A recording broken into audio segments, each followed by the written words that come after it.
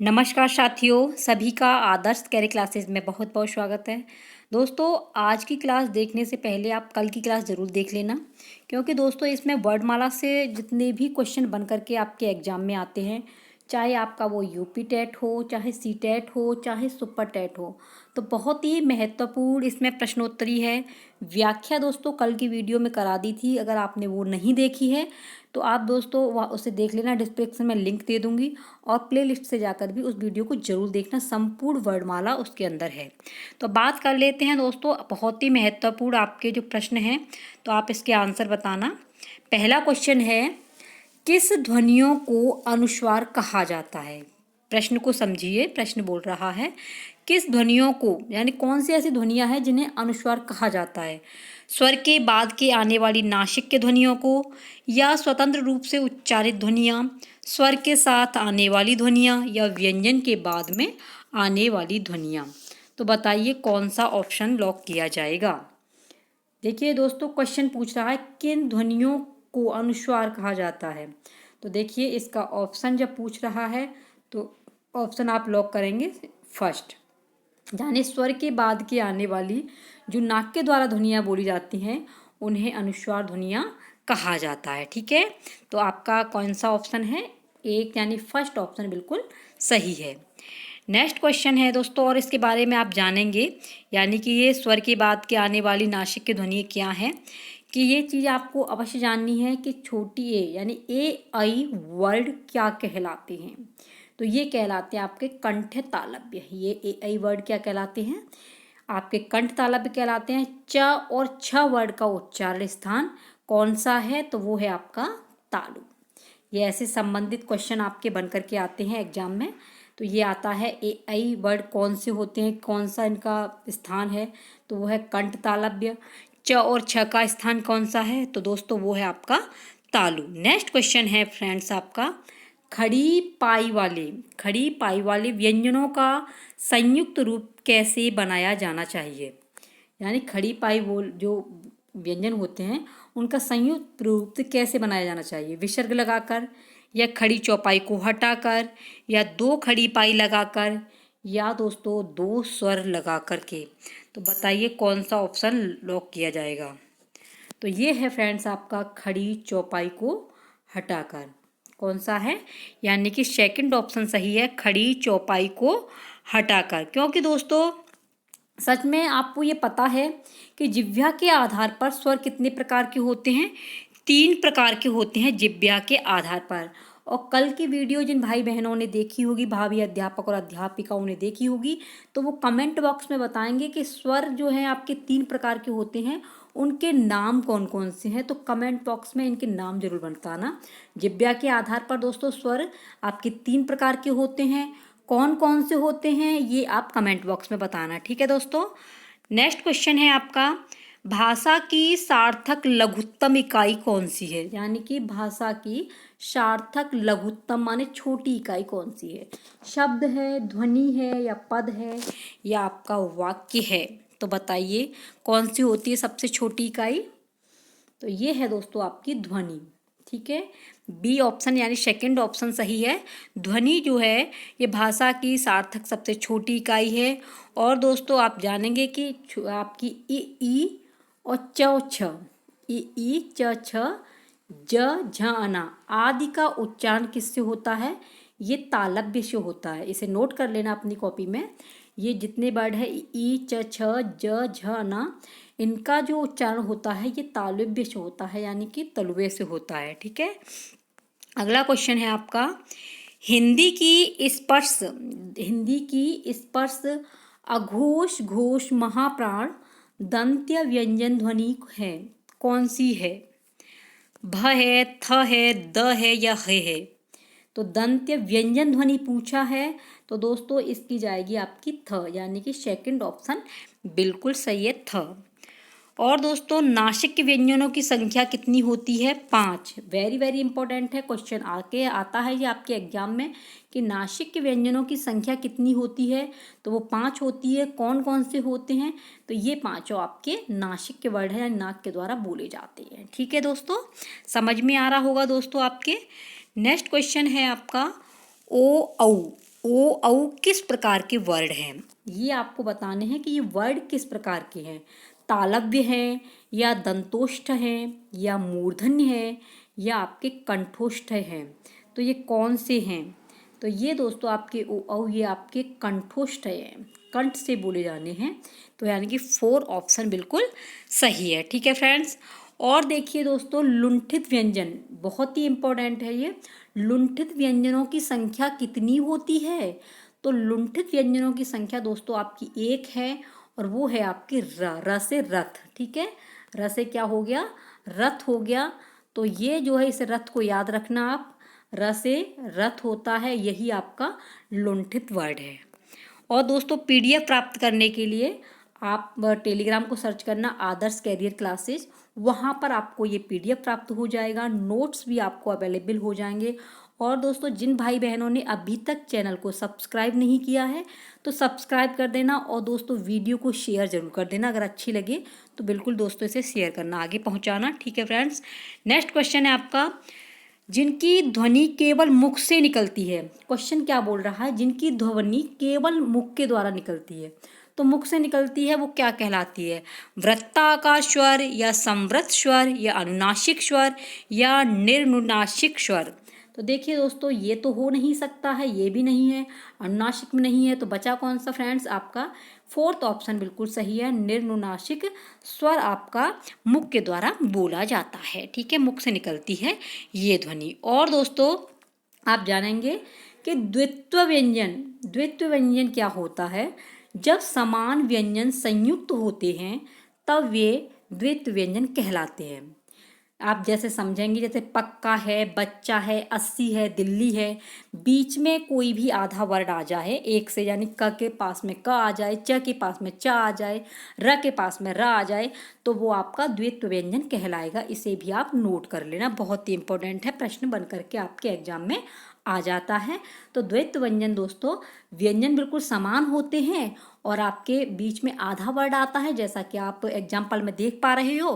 तो यही आपका द्वैत व्यंजन है। ठीक है दोस्तों। नेक्स्ट क्वेश्चन है, जब एक ही ध्वनि का द्वित्व हो जाए तब वह क्या कहलाएगा? एक ही ध्वनि पूछ रहा है, दो नहीं है इसमें, एक ही ध्वनि है। तो संयुक्त ध्वनियाँ कहलाएगी या आपकी संपृक्त ध्वनियाँ या युग्मक ध्वनियाँ या पारस्परिक ध्वनियाँ? बताइए क्या कहलाएगी? तो ये दोस्तों आपका ऑप्शन जाएगा युग्मक ध्वनियाँ। युग्मक ध्वनियाँ होगी, यानी कि आपका 3rd ऑप्शन सही है। एक ही ध्वनि का द्वैत्व हो जाएगा तो वो युग्मक में हो जाता है। संयुक्त व्यंजन शब्द का अर्थ है जहां 2 या 2 से अधिक व्यंजनों का संयोग हो रहा हो। अब जिसमें क्वेश्चन में पूछा है ना आपका संयुक्त व्यंजन, कि क्या होता है ये संयुक्त, तो संयुक्त व्यंजन कहलाता है आपका, संयुक्त व्यंजन शब्द वह है जहाँ पर 2 या 2 से अधिक व्यंजनों का संयोग हो रहा हो, आपस में 2 व्यंजन शब्द मिल रहे हों, वही आपका संयुक्त व्यंजन कहलाता है। ठीक है फ्रेंड्स।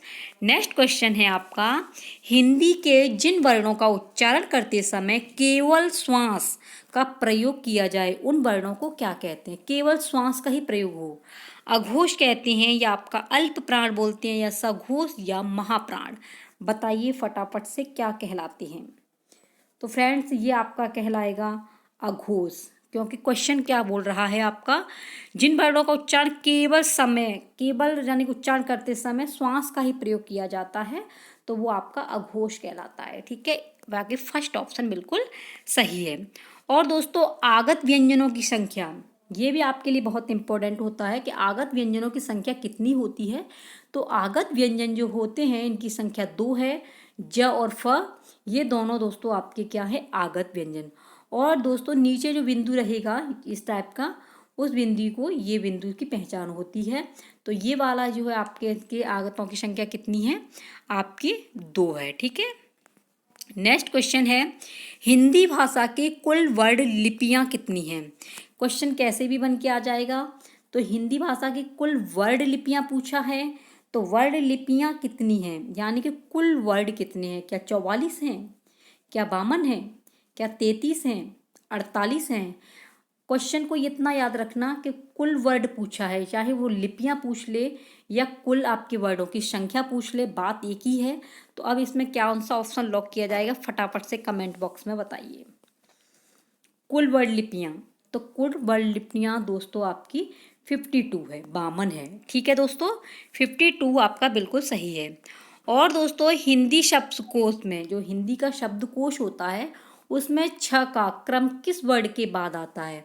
ये इस तरीके के क्वेश्चन बहुत आ जाते हैं। ऐसे भी आया था कि ये अंग है, ये किससे पहले आता है, इस टाइप से भी आ जाता है।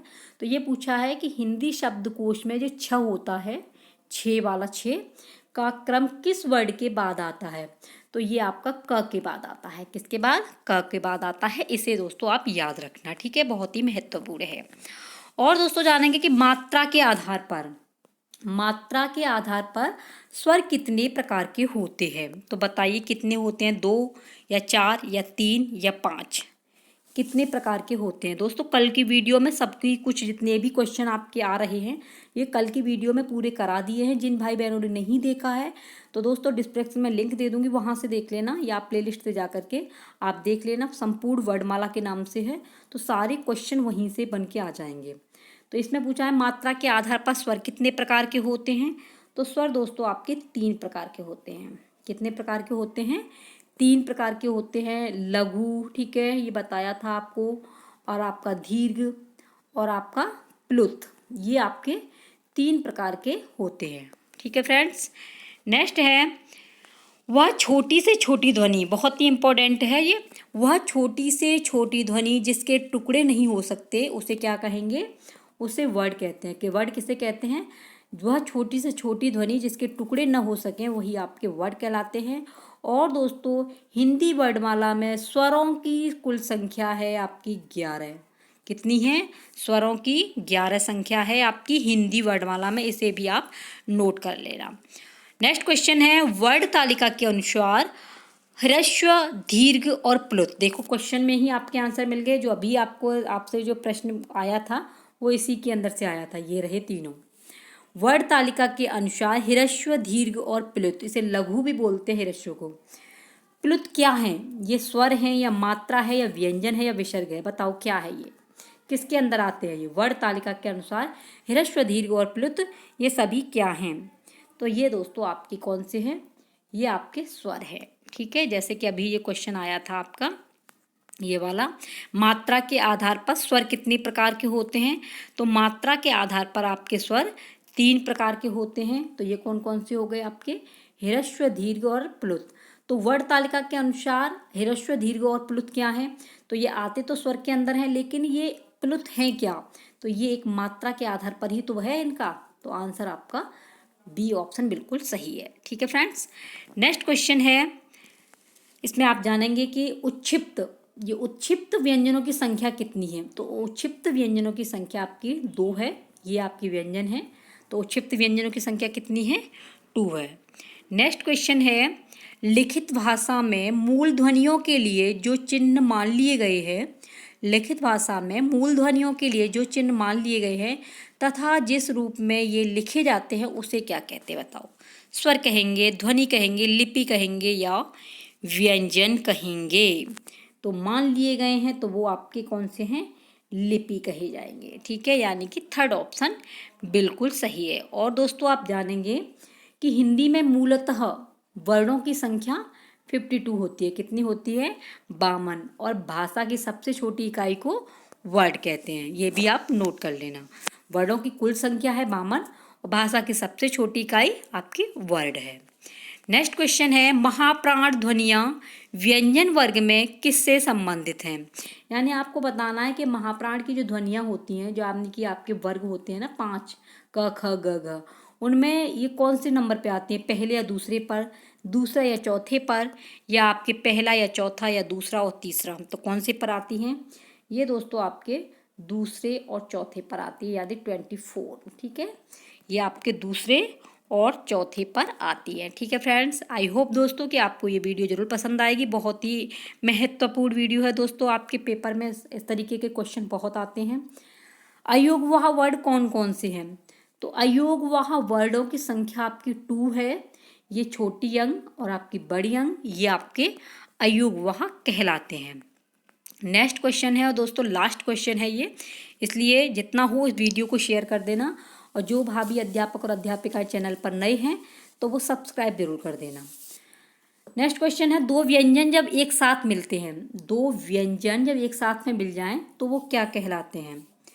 कौन से कहलाएंगे? संयुक्त व्यंजन, अंतस्थ व्यंजन, या ओष्ठ व्यंजन, या कंठ व्यंजन? दो व्यंजन जब एक साथ मिलते हैं तो वो क्या कहलाते हैं? इसका आंसर आप कमेंट बॉक्स में देना, ठीक है? ये आपके ऊपर है। दो व्यंजन जब एक साथ में मिल जाएं, व्यंजन यानी कि क और क ये व्यंजन है, एक साथ में मिल गए तो ये क्या कहलाएंगे? संयुक्त व्यंजन कहलाएंगे, या अंतस्थ व्यंजन, या ओष्ठ व्यंजन, या कंठ व्यंजन? कमेंट बॉक्स में जरूर बताना दोस्तों। और फ्रेंड्स, मूल व्यंजनों की संख्या कितनी होती है? तो मूल व्यंजनों की संख्या आपकी 33 है। मूल व्यंजन कितने हैं? 33। और कुल पूछा जाए, कुल वर्णों की संख्या आपकी 52 है। स्वरों की संख्या आपकी 11 है। ये सभी मैंने करा दिए हैं। और दोस्तों PDF प्राप्त करना है तो आप इसे डाल देना आदर्श कैरियर क्लासेस, वहाँ से आपको PDF प्राप्त हो जाएगा। और दोस्तों, अपनी बेल आइकन की घंटी को जरूर बजा देना तो आपको आने वाले नोटिफिकेशन प्राप्त हो जाएंगे, ठीक है फ्रेंड्स? और दोस्तों, वीडियो कैसी लगी ये कमेंट बॉक्स में जरूर बताना। और दोस्तों, जितना हो इस वीडियो को शेयर कर देना। आज के लिए इतना ही है, मिलते हैं कोई नेक्स्ट वीडियो में। तब तक के लिए बने रहिए अपने ही चैनल पर आदर्श कैरियर क्लासेस में। जय हिंद, वंदे मातरम।